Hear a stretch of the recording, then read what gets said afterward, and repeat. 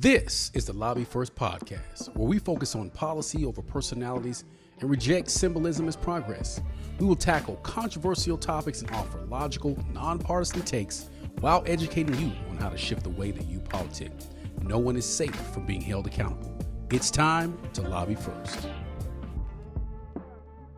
What's going on? It's your man, Tim Jackson. I'm here with my guy, Mr. Alan Elliott, and this is the Lobby First podcast. Listen, we are excited to launch the podcast for the Alliance for Black Economics Political Action Committee. It's time to start having conversations that are actually worth our while as it relates to politics. You know, many black people are extremely misled when it comes to politics. And like I always say, you guys, we're not Republicans, we're not Democrats, we're not even independents. We are people who simply want policy that is going to improve the lives of black people. So without further ado, man, let's dive into it. What's good with you, man? Man, all is well. All is well. It's been an eventful week, man. Hey, to say the least, man. Yeah. You went down to Austin this week, right? Man, I went down to Austin a couple days ago, actually, and it was interesting to say the least. So I got invited to come down to do some semi-lobbying.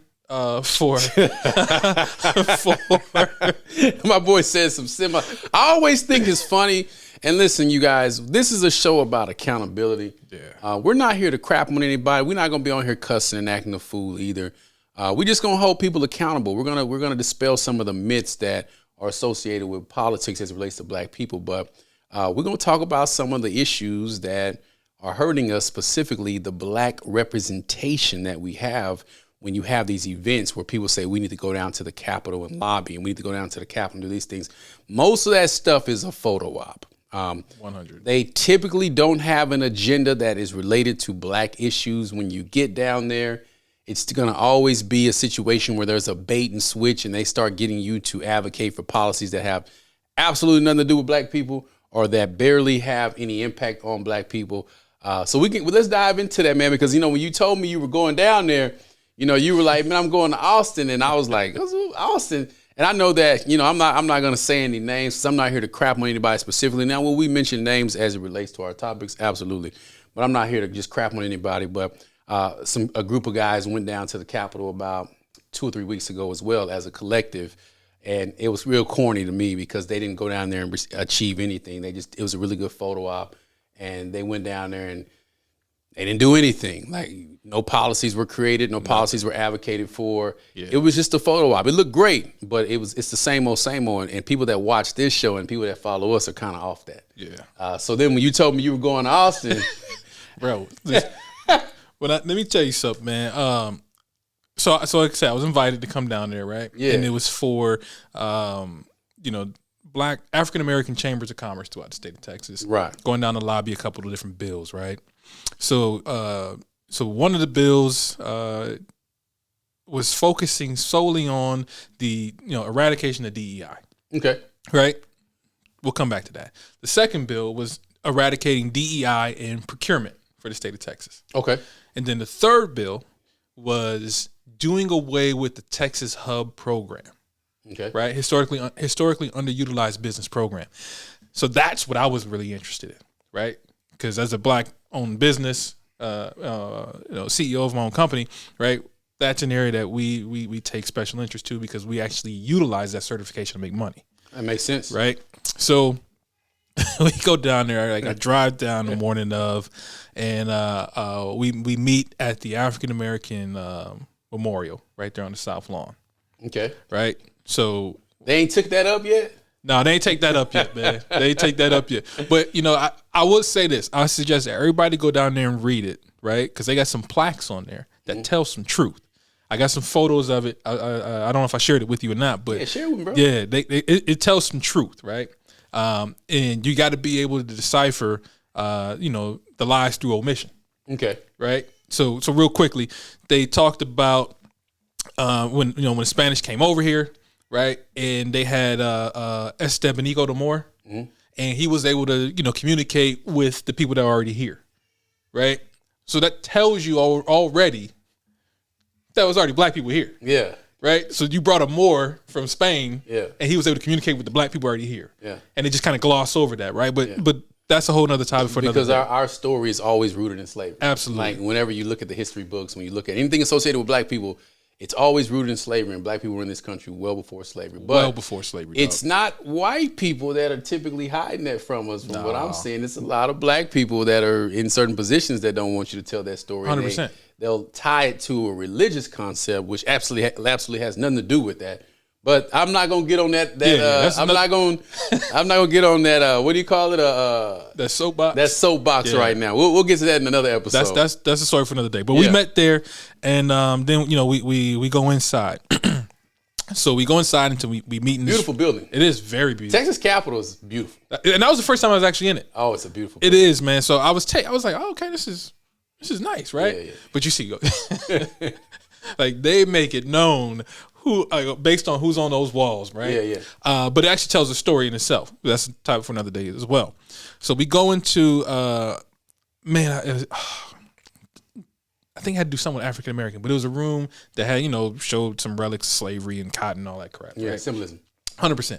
So we meet in there. Everybody signs in, and we sit down, and we have the lady who is kind of organizing it come, and she's like, hey, these are the 3 bills we want to talk about.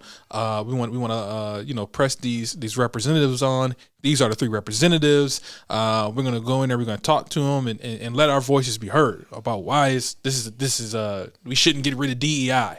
Here we go. Yeah, bait and switch. So I'm like, wait a minute, like you're talking about DEI. I thought we were talking about the Texas Hub stuff, right? Got it. Didn't want to be that guy in the meeting. So let me ask you, how many people were there in this meeting or in this area? I would estimate it had to be maybe 30. That's it? That's it. The whole trip? The whole trip. I'm not cursing on this podcast because I want kids to be able to watch this. I'll just say, golly geez, man. Golly geez. 30. So it's interesting, right? Because I like to talk to people. Yeah. So I'm sitting there, but I'm kind of just observing because I want to see what this is all about. And a young brother came over and we were in line, and we just struck up conversation. And they were asking me some really good questions, right? And I just told him, I said, I'm let's just see how the day goes, right? So we're sitting there, and then they like start talking about the bills, the offices we're going to do. We're going to break us up into groups and so on and so forth, right? But why they break y'all up into groups? I mean, because if there's strength in numbers, so it's only 30 people. Very good question, right? But they wanted like a round robin. So you had 10 people going to this one, and then you got the other 2 groups of 10 going into this one. Okay, that makes sense because there's 3, so then they have to hit them all 30 on 3 times. That makes sense. So yeah, it makes sense, right? But they were like, well, we got to explain to them why this is harmful to us. Okay, great. So now my hand goes up. Ma'am, don't ask. Yeah. No questions. They're like security, right? So I asked a question. I said, well, ma'am, do we have studies or data that you can give us, that you can arm us with to go into these spaces, right? To say how it's going to impact us. She's like, very good question. No, we don't have that. I said, okay. So that told me everything I needed to know. Told you everything you need to know. Right? Emotional roller coaster. They going in there. That's that Carl Thomas song? Emotional. I feel like I'm watching Midnight Love up in this mug, bro. They wanted you to go in there on some knee-jerk gut reaction stuff that Republicans specifically, but Democrats also don't care about. Yeah. Because what they care about is who's giving them money and who's furthering their campaign, which we'll get to that because I already know how this story ends. Yeah. So they want you to go in there and get your Justin Timberlake on and cry him a river. I was just actually playing that for my kids the other day. We were talking about Timberlake, and he's just phenomenal. So that's funny. Cry me a river was a banger. That was a banger. Hey, let's not pretend. But anyway, man, that's not what we talking about here. What we talking about is the same old play. Maybe we can title this The Same Old Play. That should be because they got you guys down there under false pretenses of thinking that you're going to go down there and advocate for black businesses and black business models and things that impact black business hubs. And then they get in there and they start talking about DEI, which DEI has not impacted black people holistically. I think it only, 6 to 7% of black people actually benefit from it in the business sector. And you typically have to be a part of a protected group. And we all know what a protected group is. Yeah. It typically excludes heterosexual black men. Can I say that? 100%. Of course I can say that. So anything that's not a heterosexual black man tends to be welcomed, or even a heterosexual black woman to a certain extent. Black women get a little bit more of a pass because they're black women and they fall into the woman category, but you have to be non-heterosexual black male, or you have to be, fall into a protected category, LGBTQIA plus, something along the lines of anti-white man dominance, if you want to call it that. No, 100%. So, I mean, the story gets better.